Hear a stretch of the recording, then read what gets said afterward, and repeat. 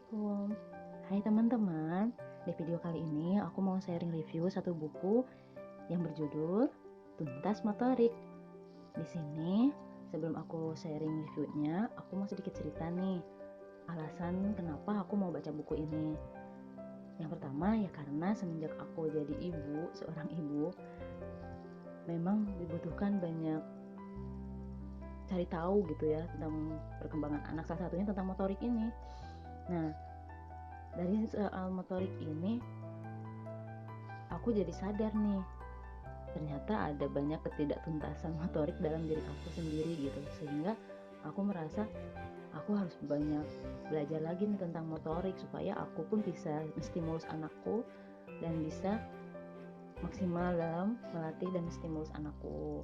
Walaupun sampai sekarang juga masih belajar, tapi dari buku ini aku jadi tahu nih, ternyata banyak hal yang kita selama ini sepelekan tapi sangat berpengaruh pada motorik anak kita dan masa depan anak kita. Nah, buat yang mau tahu apa isi buku ini, yuk kita simak. Nih, ini bukunya itu ini bukunya itu kecil sih, tipis juga. Jadi buat kalian yang kayaknya berat banget buat baca buku yang tebal-tebal, ini recommended banget ya. Dan ini disebut investasi sepanjang hayat. Kenapa disebut investasi sepanjang hayat? Karena si motorik ini tuh sangat berpengaruh sampai anak kita dewasa, sampai anak kita mungkin udah jadi orang tua gitu kan. Bahkan aku pribadi merasa telat banget nih tahu tentang motorik ini.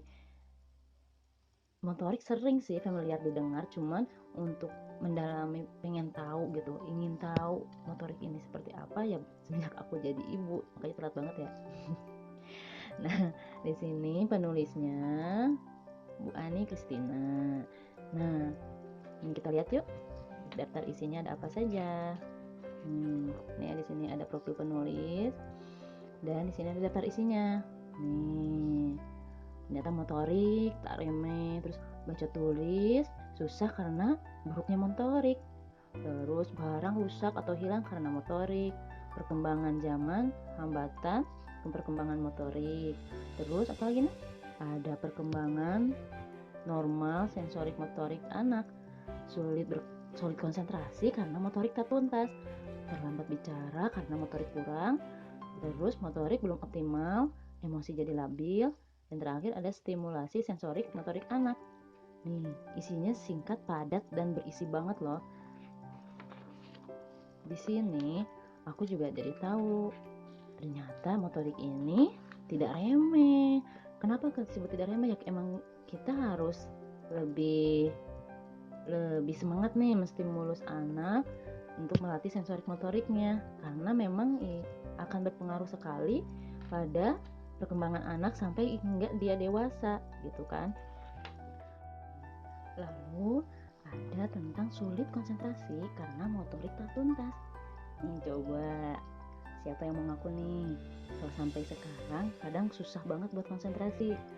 Coba cek, mungkin bisa jadi waktu kita kecil kita tidak tuntas nih motoriknya. Nah, ternyata anak yang mengalami hambatan motorik seringkali mengalami kesulitan dalam berkonsentrasi, sehingga mengalami kesulitan dalam proses belajar hal baru. Jadi ketika ada hal yang baru dia pelajari, dia kurang konsentrasi, kurang bisa cepat tanggap gitu kan. Makanya penting banget nih melatih motorik anak. Misalnya dari hal merangkak nih, kadang kan kita orang tua nih kalau anaknya lagi merangkak terus udah mulai berdiri jadi pengen cepet-cepet jalan gitu kan. Padahal puaskan dulu anak kita latihan merangkak, karena selain untuk melatih keseimbangan badannya, koordinasi tangannya, dan juga itu sangat berpengaruh untuk perkembangan konsentrasi anak dan motorik anak sampai dia dewasa. Jadi mams atau bu, ibu, bunda, umi, yuk kita semangat stimulus anaknya, termasuk dari hal merangkak nih, itu sangat penting ya mam. Nih next ya, ada nih dibahas juga baca tulis susah karena buruknya motorik. Jadi kalau misalnya kita sering lihat nih, misalnya ada seorang anak dia itu sepertinya kesulitan dalam menulis, atau misalnya ada yang kebalik huruf-hurufnya telisik, mungkin bisa jadi anak itu belum tuntas motoriknya. Jadi tidak ada anak yang bodoh ya. Jangan sampai kita cap anak bodoh, karena semua anak itu bintang, semuanya bisa karena istimewanya masing-masing. Hanya saja kita tetap harus semangat menstimulus anak-anak kita dan jangan membanding-bandingkan, semuanya istimewa. Oke? Lalu di sini juga ada ya, yang tadi terlambat bicara karena motorik kurang. Aku juga sempat agak khawatir nih waktu anakku masih berusia 18 bulan, masih belum banyak kata yang terucap. Tapi sering stimulus juga, banyak bacain buku, bercerita, terus permainan-permainan seperti meniup, seperti terus mengunyah juga. Itu untuk menstimulus bicaranya. Alhamdulillah untuk sekarang usianya udah 22 bulan, udah mulai mengikuti banyak kata, terus tiba-tiba dia keluar kata banyak gitu, sedikit-sedikit apa yang dia dengar diucapkan lagi. Alhamdulillah. Jadi tahapan anak-anak mungkin berbeda-beda, tapi kita juga perlu menstimulus anak kita supaya anak kita tumbuh sesuai usianya, maksudnya tumbuh dengan baik. Yang penting itu ya sehat, berkembang dengan baik gitu. Lalu permainannya ya bisa dengan meniup. Nih sini ada barang rusak atau hilang karena motorik. Ternyata kayak ini loh, misalnya ada kasus sepatunya tuh cepat rusak, mungkin karena dia jalannya gimana gitu ya. Terus kadang ada yang punya barang apa gitu cepat rusak kayaknya, itu termasuk karena ketidaktuntasan motorik loh. Bisa dibaca di sini ya, nanti tuh ada. Lalu nih motorik belum optimal, emosi labil. Nah bisa jadi juga nih emosian, anak kita kadang cepet emosi marah gitu kan, tidak bisa apa ya namanya, jadi masih labil lah, mungkin sampai kita dewasa gitu masih labil kayak gitu loh. Nah beberapa anak nih kadang begitu kan, tidak terkendali emosinya, misalnya keinginannya dia harus segera dituruti. Jika tidak, anak akan mengamuk. Inilah salah satu bentuk pengendalian diri yang buruk atau kontrol emosi yang labil. Jadi pernah juga nih kemarin tuh anakku pernah seperti kayak apa ya, ketika dia marah, misalnya ada keinginan dia yang tidak terpenuhi, anakku lempar barang, terus dia juga tiba-tiba marahnya tuh seperti apa ya, gigit gitu kan, tapi hanya ke aku dan ayahnya gitu kan, ke ibu sama ayahnya. Terus kayak pukul-pukul gitu kan. Untungnya sih alhamdulillahnya nggak ke orang lain, dia pukul-pukulnya ke ibunya sama ayahnya. Mungkin karena dia itu ya keinginan, cuman karena belum fasih dalam penyampaian keinginannya itu, belum bicaranya itu belum pasti, belum bisa menyampaikannya, jadi dia emosi gitu labil. Setelah aku telisik, ternyata aku selama ini terlalu banyak fokus melatih atau menstimulus motorik halus, sedangkan untuk motorik kasarnya aku agak kurang gitu. Makanya kemarin sama ayahnya aku berusaha untuk stimulus motorik kasar anakku, dibanyakin main sepedahan, terus main loncat-loncat, panjat-panjat gitu kan. Dan ternyata alhamdulillah itu berpengaruh. Untuk sampai saat ini dia udah nggak gigit-gigit, udah nggak kayak cepet emosi gitu. Biasanya kalau ada ingin apa bahkan sampai pernah jedotin kepalanya ke tembok gitu kan. Alhamdulillah sekarang tuh udah nggak ada lagi gitu, semenjak dia banyak kegiatan fisik gitu, motorik kasarnya. Nah mungkin perlu juga nih kita menyeimbangkan, menstimulus motorik halus dan juga motorik kasar anak, supaya anak kita juga ternyata bisa emosinya bisa labil loh kalau kita kurang stimulus motoriknya, termasuk motorik kasar ya.